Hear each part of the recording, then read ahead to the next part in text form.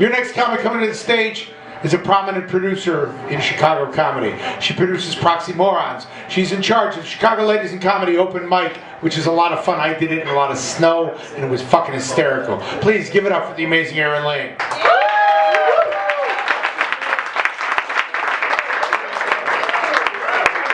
Give it up for Ricky March, you guys. He's 40 today. Again. Great. Are you guys having a good time? You having fun tonight? Yeah? Clap it up. Great. I've had a really shitty 6 months, so buckle up, motherfuckers. Buckle up. I'm going to tell you about it now. It all started when I was out at a bar and some drunk motherfucker came up and stole my cheese stick. Right out of my basket. It's like, whoop! So I was like, fuck that guy. And then I went home to my fiance and he was like, I'm leaving you. And I was like, what? We just had sex 3 hours ago. 3 hours ago, your tongue was in my asshole. Like, what do you mean you're leaving me? But he did. Kind of put the cheese stick in perspective. So my first day back at work was rough because I'm a bartender, so I have to talk to people. So I felt like I needed to introduce myself by telling people what had happened, because I wasn't necessarily like openly weeping, but the sorrow was palpable. So I went up to my first table and I was just like, hey guys, how are you doing today? Just to let you know, the soup of the day is Italian wedding. One of the women at the table, she had very long fingernails. She's like, are you okay? I was like, my fiance just left me. She was like, girl, you come here, okay? You come here. She gave me this big old hug. And she was like, you are gorgeous, okay? You are beautiful, okay? You're gonna find yourself another man.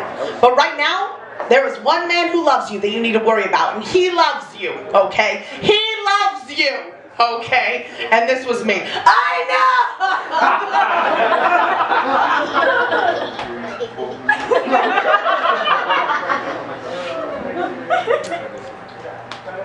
I'm an atheist.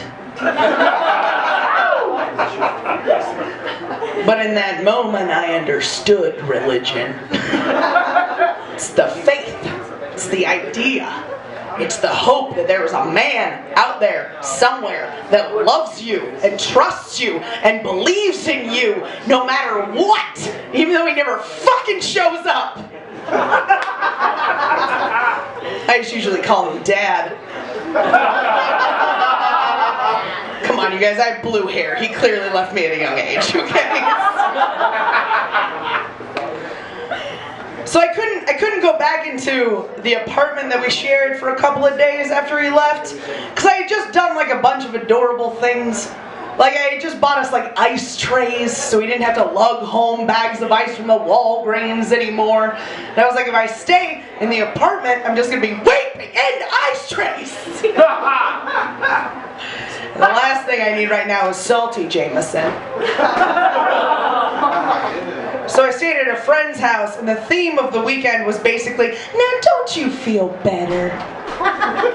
It didn't fucking matter what I did. Like I would get up off the couch, and my friend would be like, now don't you feel better? No. At one point she was like, hey, Erin, you should probably take a shower.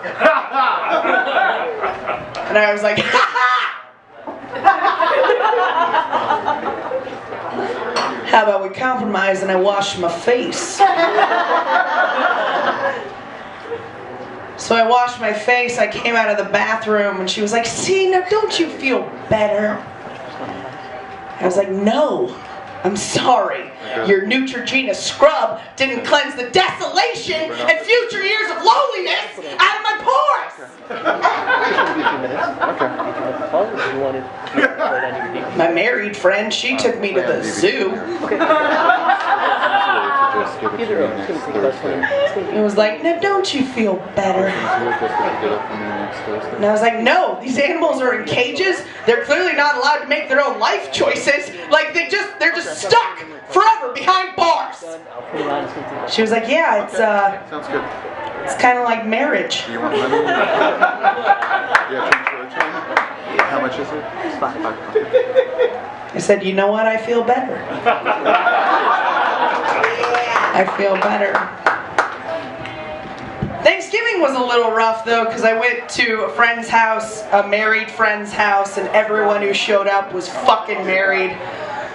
And I was just there. And it's a family occasion. And one of the young couples had just had a baby.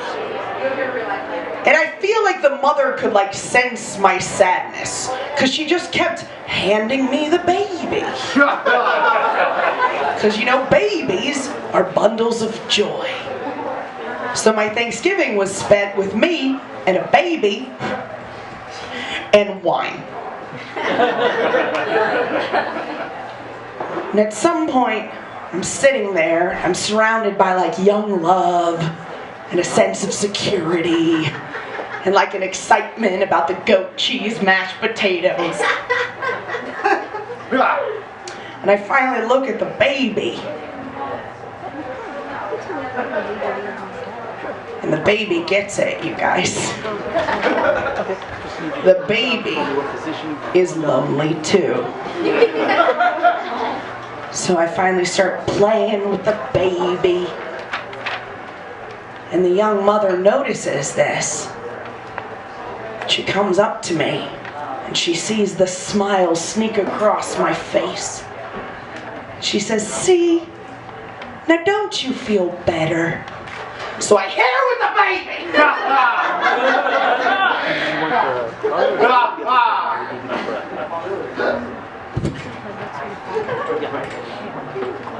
I didn't really hit her with the baby, you guys. But the thought did cross my mind.